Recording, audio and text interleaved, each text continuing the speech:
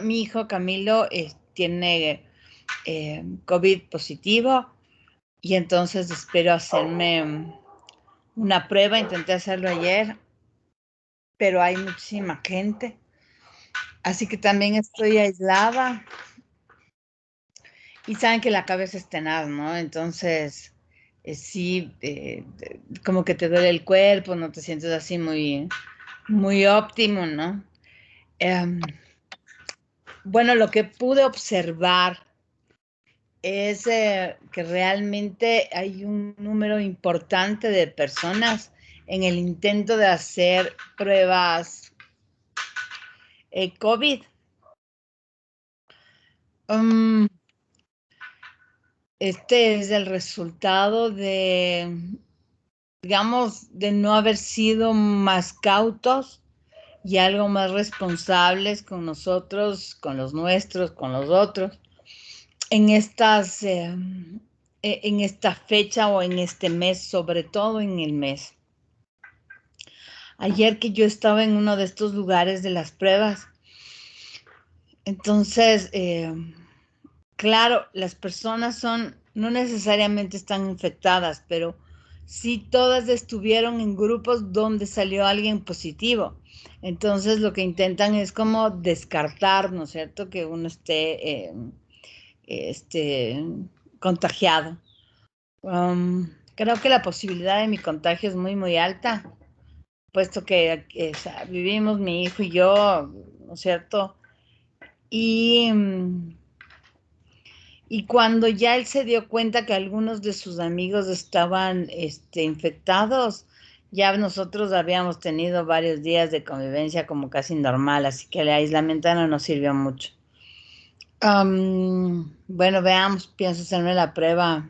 Ojalá pueda hacérmela hoy. Ayer intenté, fui como a 4 laboratorios, incluido el del doctor Burbuja, que ha puesto unas carpas ahí afuera de su consulta. Está brutal. Algo que le quería comentar yo, profe. Cuéntame, Diego. Ahorita con este rebrote hay bastantes contagios a nivel nacional. Y yo en el mes de diciembre tuve como 3 tíos que se contagiaron a sí mismos con COVID, estando todos con las 2 dosis. Y algo que me comentaba un tío, porque el hijo de él tiene laboratorio clínico, decía que las pruebas estaban full escasas. Y las que Sí. están escasas, como hay bastante demanda de pruebas, sí están abusando un poco con los precios también. Incluso vi, o sea, no, yo no veo noticias de por sí, pero vi una publicación del comercio en donde decía que para hacerse una prueba COVID estaban exigiendo que sea autorizada por un doctor. O sea, si es así por así, no estaban haciendo tampoco pruebas. Por eso Ajá. mismo. O sea, para acceder a las pruebas dentro de las instituciones públicas de salud. ¿Ya? Entonces vos llegas a una institución pública y le dices, hágame una prueba, te van a decir, deme una orden médica. Ujú. En ciertos seguros, como en salud, por ejemplo, también te piden una orden médica para realizarte la prueba, que además significa mayor gasto, ¿no es cierto? Están Claro, porque colapsados los sistemas de salud. Y y algo claro, que le, ajá, dime, Diego. y algo que le quería comentar también, que últimamente se anda escuchando, o sea, de bastante gente que anda con gripe, hasta yo me incluyo. Y yo no sé sinceramente cómo es que no han suspendido las clases presenciales en escuelas y colegios, porque, o sea, sí es un riesgo para todos. Bastante gente Sí, está contagiada. sí. Yo leí ayer una publicación que el rango de contagiados hoy, ¿no es cierto?, en estos días, en esta fecha o en este tiempo, está el mayor porcentual entre 18 y 25 años. Porque claro, son quienes han tenido, digamos, mucho contacto, de verdad me duele la cabeza un montón, mucho contacto, Sí. interrelaciones, ajá, entonces finalmente terminan siendo contagiados, pero y aquellos también llegan a casa y contagian, ¿no? que por ejemplo es el caso de mi hijo Camilo. Dentro del círculo o de los círculos donde él se maneja, por ejemplo, 3 de 5 están contagiados, ¿no? 3 o 4 de 5, más o menos. Entonces sí es importante el número. No creo que la decisión de esto de la orden médica y aumentar la tramitología sea lo más importante en este momento, de verdad, porque si hay una demanda, ¿no es cierto?, mayor. Y luego respecto a los precios de las pruebas, pues yo ayer me daba cuenta, ¿no es cierto?, entre unas y otras, y sí hay, digamos, una diferencia importante entre ciertos laboratorios, por decirlo así. ¿Qué más ha sucedido? ¿Qué saben de los contagios del COVID? Bueno, ahora hay otra también que se contagian de COVID y gripe. La flurona. Ajá, la flurona. Desconocida todavía lo que significa digamos, la gravedad del impacto, ¿no es cierto? Es decir, qué tan agresivo puede ser en los seres humanos, no sabemos, ¿no? Ahora que decimos también los contagios con las vacunas, sabemos que la vacuna no es una inmunización, no es que nos volvemos inmunes y no nos vamos a enfermar, no. Sabemos que, digamos, el impacto, ¿no es cierto?, o el desarrollo, o el proceso del virus dentro del cuerpo humano, pues será menos agresivo, digamos, y se entiende, necesitaríamos, los seres humanos, o un menor porcentaje de seres humanos necesitaría atención médica, por lo tanto, las cosas de salud no se desbordarían, que fue lo que pasó en la primera ola o en el primer momento de la pandemia, cuando cerramos todo. Cerramos todo, porque no sabíamos qué era ni cómo era, ¿no? Ahora tampoco es que sepamos mucho, pero por lo menos tenemos estas vacunas. Pero fíjense también esto de cada 6 meses estarnos vacunando, porque dicen que ya vamos a necesitar como una cuarta dosis, ¿no? En un mundo bien inequitativo, desigual, donde en ciertos países todavía no pueden acceder ni siquiera, me refiero a países africanos, fundamentalmente ni siquiera a la primera dosis. ¿Qué más ha pasado, queridos compañeros? Eso que usted comentaba, la cuarta dosis, ya incluso habían hablado muchos especialistas del tema que dicen que no es viable estar vacunando a la población mundial cada 6 meses porque sí representa un gasto enorme. Exactamente. Que es insostenible, que no es viable y que realmente, ¿qué harían todos estos refuerzos, no es cierto? Es decir, irían como acomodándose a lo que van encontrando o a lo que vamos entendiendo sobre los virus, ¿no? Que nos ha cambiado la vida, de verdad. Bueno, ¿qué más ha pasado en este mundo, queridos compañeros? Hoy sabrán disculparme, estoy bastante lenta, bastante lenta. De verdad tengo un dolor de cabeza brutal. Profe, hay algo que le quería preguntar. Dale. Yo también me contagié con eso el año pasado a finales de julio, me parece que fue. Yo me acuerdo que tras el dolor de cabeza, la pesadez en el cuerpo a mí me daba full sueño, lejano al cuerpo. También le ha pasado así o con las vacunas ya no sintió ese síntoma. Ajá, o sea, estoy así como de un dolor de cabeza brutal. O sea, ¿ya te dio COVID, Diego? ¿Tú ya tuviste el COVID? Sí, el año pasado. Sí. Bueno, sí tengo un dolor de cabeza tenaz. Y sí, como que el dolor del cuerpo y eso, como cansancio, esa es la palabra, ¿no es cierto? Entonces, el cuello y esto. Pero bueno, veamos. Ojalá. La probabilidad dice que debo estar contagiada, ¿no? Eso dice la probabilidad. Veamos qué onda. ¿Qué más ha pasado? No más. Si ustedes están de acuerdo. A ver, primero. Nosotros ya habíamos hablado sobre la metodología para la lectura académica, si no estoy equivocada, ¿cierto? Si ya hablamos de la historicidad del autor de la obra, cultura, metalenguaje, intertextos, ejes y de qué trata. Ustedes debían leer un cuento que se llama La luz es como el agua y desarrollar la metodología. ¿Estoy en lo correcto? Sí. Sí, chéverísimo. Entonces, es que, a ver, si ustedes están de acuerdo, voy a hablar sobre el cuento y un poco acercándome a la metodología, ¿sí? No quiero, o mejor dicho, no creo que sea muy loable en este momento que me compartan, ¿no es cierto? Porque ya saben que cuando me compartan, vamos como ajustando, vamos leyendo y vamos como corrigiendo. Y sí necesito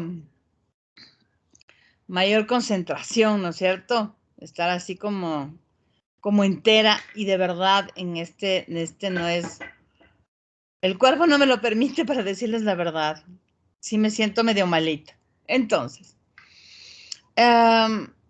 si ustedes están de acuerdo, voy a hablar sobre el cuento y voy a acercarme a lo que debió ser el deber. Si por ahí encuentran que lo que yo voy a hablar les funciona para ajustar, para corregir, ¿no es cierto? Pues lo hacen, ¿sí? Entonces, la luz es como el agua. Está dentro de los 12 cuentos peregrinos de Gabriel García Márquez. Habíamos hablado, ¿no es cierto?, ciertos datos significativos del autor que de alguna manera nos va a permitir acercarnos a su obra, ¿no es cierto? Y a partir de sus intereses, de su influencia, de, digamos, su relación con el mundo, ¿no? Respecto al cuento en sí mismo, en relación a la historicidad de la obra, pues podríamos tener como referencia esta película, que es la que van a ver los padres, que se llama El último tango en París, que déjenme decirles, generalmente los libros superan a las películas, generalmente. Este es un caso contrario. La película le supera brutalmente al libro. Si a alguien le interesa el cine erótico, pero de veras, ¿no? Esas sombras, 50 ni más sombras que nunca, no eso que es un atentado, sino de veras una película bien planteada desde el erotismo, véanse El último tango en París. Es una peliculicísima. Bueno, les decía entonces por ahí la batalla de Argel, ¿no es cierto? Que estas señales, estos indicios podrían ayudarnos, ¿no es cierto?, a determinar la historicidad de la obra, que sería entre los años 60 y 70 del siglo pasado. Donde en esta América Latina surgió, ¿no es cierto?, no solamente el tiempo de las dictaduras, sino también en Colombia específicamente, o de forma específica en Colombia, se produce un fenómeno respecto a lo que ellos después lograron hacer una industria, ¿no? Que es la industria del narcotráfico, que no solamente es el cultivo, el proceso y la comercialización, sino todo lo que los colombianos han logrado, ¿no es cierto? Eh, este, eh, sí, desarrollar alrededor del tema del narcotráfico, haciéndolo una industria. Pero para esos años era una, digamos, era un negocio naciente, ¿no es cierto? Muy joven, que además venía combinado, entre otras cosas, con los tintes políticos. Entonces aparecen los movimientos guerrilleros y claro, con una lucha campesina en una organización, digamos, rural. A esto se sienten afectados los hacendados, incluso los narcotraficantes, y crean un ala armada, digamos así, que son los paramilitares. Estos enfrentamientos dan como resultado un momento de una brutal violencia. Frente a esa violencia, pues muchos de los habitantes deciden migrar. Les he dicho varias veces, la migración no es una decisión ni fácil, ni no dolorosa, ni muy simple. No solamente por razones económicas, pero siempre va a ser por el bienestar, ¿cierto? Sí, no todos los que migran es en búsqueda, ¿no es cierto?, de un tema solo económico, sino también, o siempre va a ser de bienestar. Que podríamos centrarnos, ¿no es cierto?, o que con estos datos podríamos centrarnos en la obra. Para hablar de la cultura. Si la cultura es la cosmovisión, como miran, como entienden, como valoran y como deciden en el mundo, en las condiciones históricas que hemos hablado, entonces, claro, el migrar se convierte en una decisión de vida o muerte, pero no solo migran, ¿no es cierto? La migración no es solamente el movimiento de un lugar hacia otro lugar. La migración es completa, ¿no? Con la nostalgia, con el pasado, con el recuerdo que de alguna manera se fue o se forja de donde eres, ¿no es cierto? De donde vienes. Querer también, nuestra intencionalidad también de adaptarse a otras y nuevas condiciones sin dejar, ¿no es cierto? Sin dejar de lado, digamos, esa identidad que viene contigo en la acción migratoria. Lo importante para ese momento, además de forjar la idea de la autoridad, ¿no es cierto?, y de la relación que deben tener o cómo se debe conformar una familia, ¿no es cierto?, en la idea, digamos, sí, en una idea de lo más tradicional. Luego tendríamos que hacer el metalenguaje, ¿no?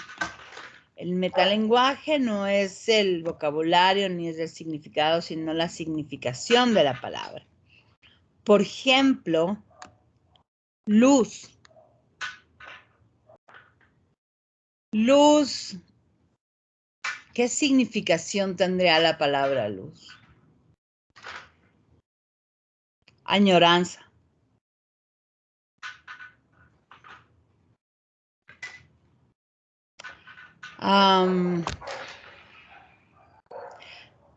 No sé, otra palabra.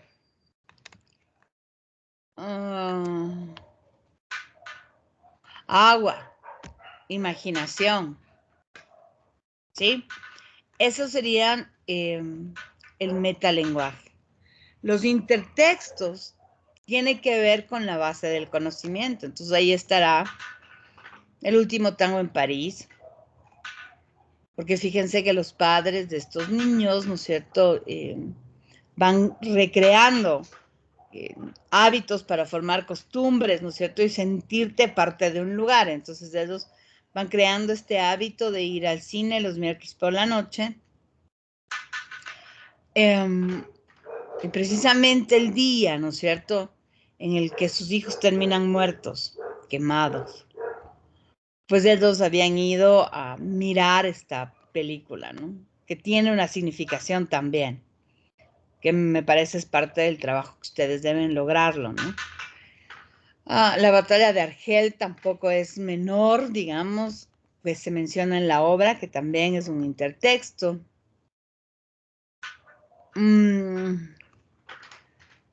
Déjenme pensar qué otro intertexto hay.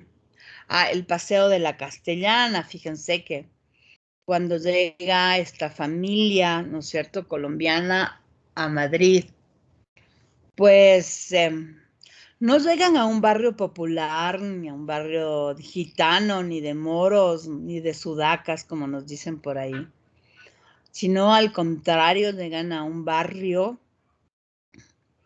con ciertas condiciones, ¿no? O de cierta, de cierta condición social, ¿ya? No, su condición para nada es de pobreza, ¿no? Ellos no migran en nombre de la pobreza. De hecho, lo dice Márquez en su cuento, ¿no? Toto y Joel recordaban que de patio tenían el mar, ellos, ¿no? En Cartagena. Cuando llegan, digo, a España y se localizan en Madrid, llegan a vivir en el Paseo de la Castellana, que como les digo, no es un barrio menor. Los niños van a la escuela, es decir, esos padres cumplen con lo que deben hacer, ¿no? Para el momento. ¿Qué es lo que deberían hacer? Dar educación, dar comida, dar un techo y dar atención, ¿no? Cierto cuidado. Ellos cuidaban de sus hijos. Espero que no hayan tenido una lectura más bien con el prejuicio en relación a los padres se descuidan de los hijos y pues están en la calle, en el cine, ¿no es cierto? Los otros hacen las travesuras y se mueren. Porque no es cierto, ¿no? Tampoco que hayan tenido una lectura respecto al cuento de unos niños majaderos, ¿no es cierto? Caprichosos, ¿no? Que querían, ¿no es cierto? Por querer. Al contrario, esos eran unos niños maravillosamente generosos, ¿no? Nunca protestaron a sus padres del hecho de haberles desarraigado de su lugar y haberles llevado de la libertad, ¿no es cierto?, en la que vivían al encierro de un piso en un departamento en Madrid. Estos niños solo querían rememorar, ¿no es cierto?, su vida. Añoraban esto que dicen, ¿no es cierto?, nadar, bucear, y lo hacían en el departamento, ¿no? Entonces estaban los calcetines y ellos decían que ahí estaba el pececito, que estaba por ahí botado un zapato y era el tiburón. Pero estos dos niños compartían aquello. Fíjense que lo que para los adultos puede ser una cosa ligera o cualquier cosa, para los niños es de vida o muerte, ¿no? Hay que dejar de ver a los niños como adultos chiquitos. Cuando le dice el niño, el hijo a su padre, ¿no es cierto?, el tema de la bombilla, y el otro le explica, no le explica, el otro le da una respuesta que para él era de lo más inocente, ¿no es cierto? Respuesta que luego ellos, o respuesta a partir de la cual ellos recrean el lugar en el que fueron felices y terminan muriendo en el lugar en el que fueron felices. Cuando estos niños piden el bote y piden las cosas de los buzos y esto, les estaban dando señales a sus padres de lo que realmente querían. Pero a veces los adultos tienen una interpretación bastante miope y reducida, ¿no? Entonces la mamá, por ejemplo, no, de gana darles a estos porque es su obligación. Pero esos niños estaban queriendo decir algo. Cuando son invitados todos sus compañeros a la casa de Tonto y Joel, pues si ustedes se fijan, a veces las personas se mueren sin pena ni gloria, y a veces con más pena que gloria. Porque por lo menos estos dos niños del cuento, estos dos niños colombianos, ellos se murieron donde querían, se murieron siendo felices. Los otros, ni siquiera algunos tenían idea de lo que era, digamos, el océano a como lo tenían en la cabeza Joel y Toto, ¿no? Que es ese océano del Caribe, con sus colores y sus peces, ¿no es cierto? Llegan los padres y encuentran en llamas de ese edificio, ¿no? Y a todos muertos. Pero esos niños se morían donde quisieron. Hasta se ubicaron en el bote en el lugar en el que querían. Entonces, después de los intertextos vienen los ejes, que son estas palabras que tienen una relación estricta o directa, más que estricta, directa con el texto. Entonces, este cuento trata de qué? De añoranza, de recuerdos, sin lugar a duda de imaginación, de pasión. Entonces, ¿de qué se trata el cuento? Se trata de cómo los seres humanos suelen querer o añoran retornar al lugar en el que fueron felices. Se trata cómo en ocasiones los adultos no poseen o anulan la pasión para relacionarse con los otros. Porque no es que no posean, es que la niegan, ¿no? Y te vuelves más frío, más esto que dice la gente racional. Entonces, ¿así leyeron el cuento o no?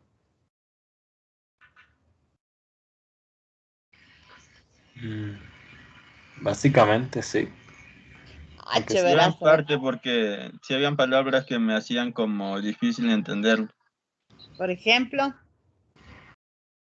Cuando decía al final que los niños se encontraban en,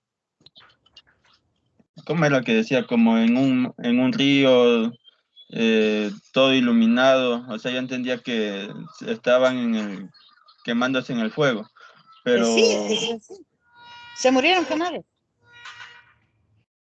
Claro que se murieron quemados, fue un incendio, es correcto.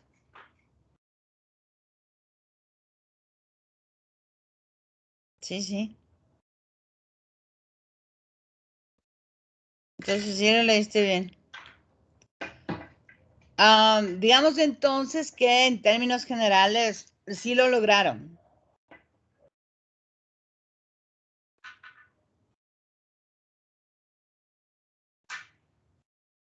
Sí. O sea, sí leyeron que los niños se murieron, que se murieron quemados,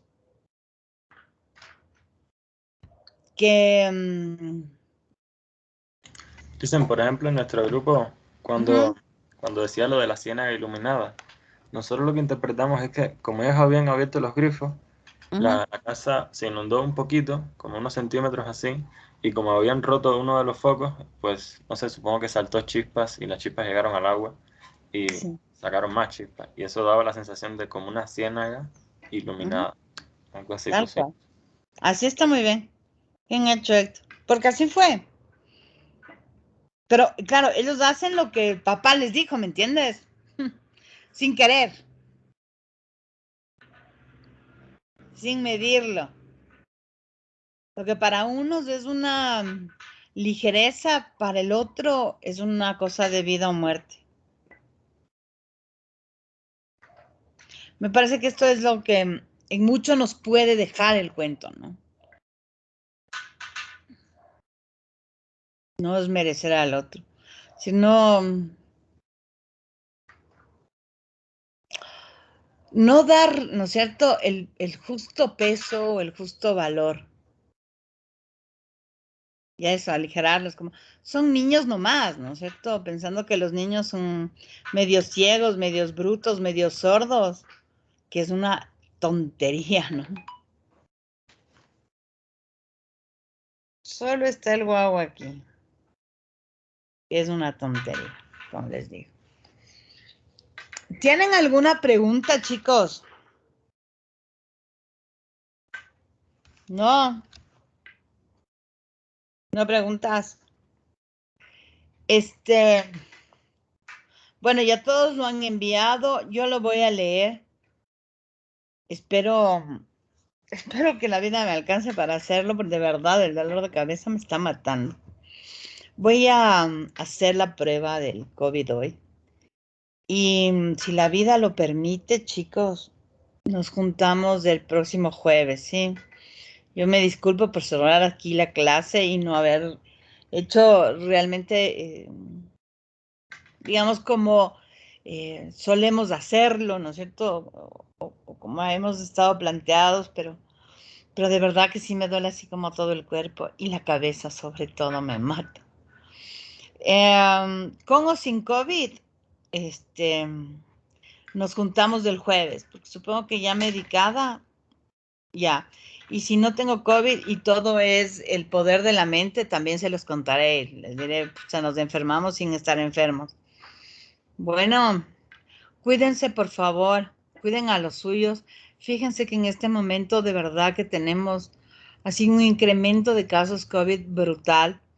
Hay personas, afortunadamente, ya muchos contamos con las dosis de las vacunas que, como bien he dicho, no nos inmunizan, pero de alguna manera pretenden, ¿no es cierto?, que el impacto del virus en el cuerpo sea menor y que no necesitemos, ¿no es cierto?, la mayoría, una atención médica, pero no deja de ser, si la gripe común y silvestre medio resulta incómoda, el virus no deja de asustar también, ¿cierto?